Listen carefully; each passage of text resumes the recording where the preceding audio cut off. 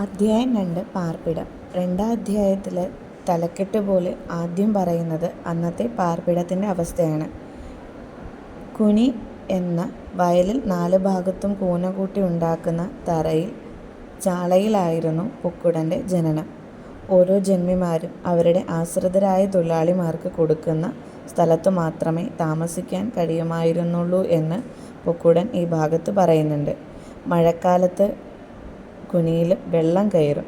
ഈ സമയത്ത് വയലിൽ തോണി ഇറക്കി സഞ്ചരിക്കുകയാണ് ഇവർ ചെയ്തിരുന്നതെന്ന് പറയുന്നുണ്ട്.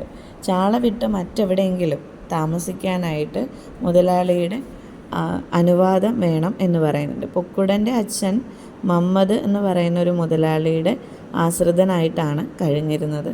അപ്പം മമ്മദ് മുതലാളി എന്തു പറയുന്നു അതുപോലൊക്കെ ചെയ്യുക എന്നുള്ളതായിരുന്നു ഇവരുടെ രീതി. ഈ അധ്യായത്തിൽ പറയുന്ന ഒരു പ്രധാന സംഭവം എന്ന് പറയുന്നത് കൃഷിപ്പണിയുടെ കരാറുറപ്പിക്കൽ ചടങ്ങാണ്. ആനയും വല്ലിയും എന്നാണ് ഈ കരാർ ചടങ്ങിൻ്റെ പേര്. ഇതൊരു അലിഖിത കരാറാണ്. എന്ന് വെച്ച് കഴിഞ്ഞാൽ പ്രത്യേകിച്ച് എഴുത്തിലൂടെ ഉറപ്പിക്കുന്ന ഒന്നല്ല. ഇവിടെ അടിമപ്പണിക്കാരായ ദളിതരുടെ യഥാർത്ഥ അവസ്ഥ നമുക്ക് വ്യക്തമാവുന്നുണ്ട്. അപ്പോൾ ഈ കരാർ ചടങ്ങിൻ്റെ വ്യവസ്ഥ അനുസരിച്ച് തികഞ്ഞ ഒരു പുരുഷന്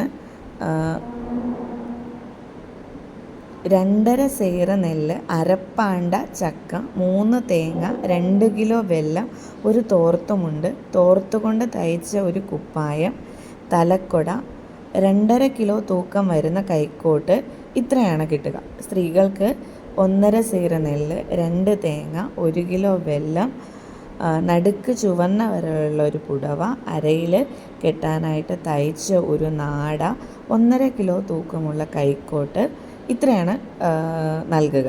അപ്പോൾ ഇത് ഒരു വർഷത്തേക്കാണ് ഈ കരാറ് നിലനിൽക്കുക.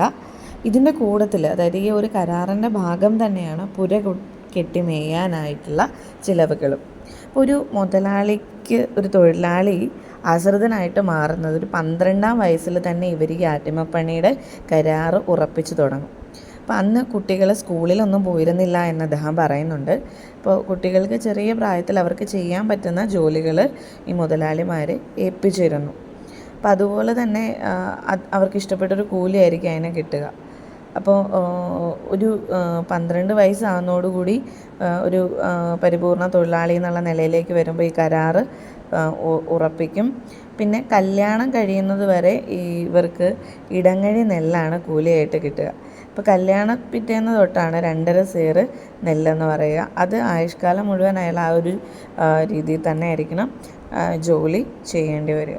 വിവാഹത്തിന് പ്രത്യേകിച്ച് ഒരു വയസ്സൊന്നും പറയുന്നില്ല, ഒരു പ്രായം അത് മുതലാളിയാണ് തീരുമാനിക്കുന്നത്. അപ്പോൾ മുതലാളി വിവാഹം കഴിക്കാനുള്ള പ്രായമായി എന്നുള്ള രീതിയിൽ പറയുമ്പോൾ ഇവർ വിവാഹം കഴിക്കുന്നു എന്നുള്ള ഒരു വിവാഹം കഴിക്കുകയാണ് ചെയ്യുന്നത്. അപ്പോൾ വിവാഹത്തിൻ്റെ സമ്മാനം എന്ന നിലയിൽ ഇവരുടെ പുര മേഞ്ഞ് കൊടുക്കാറ് മുതലാളി ഉണ്ടെന്ന് ഉടൻ മുതലാളി മേയുന്നതിനുള്ള ചിലവ് കൊടുക്കാറുണ്ടെന്നും പറയുന്നുണ്ട്.